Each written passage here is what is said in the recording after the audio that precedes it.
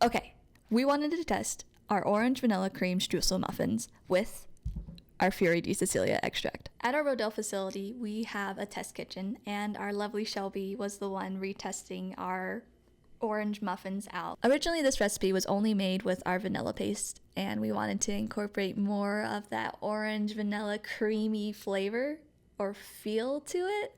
I don't know if you can really feel flavor though. But anyways, we wanted to incorporate that element into this recipe. So with our Fiori di Sicilia flavor, we added 1 to 2 teaspoons into the whole muffin, and then also the streusel. And these were freaking bomb. The muffin is really tender and moist and like orangey and vanilla-y, but then top it off with that delicious crumbly, different kind of like contrasting texture streusel, and then fill it with a vanilla cream.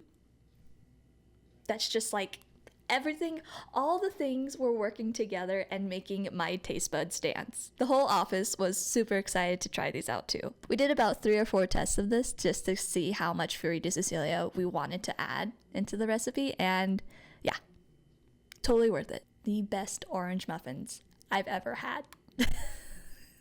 You gotta try them.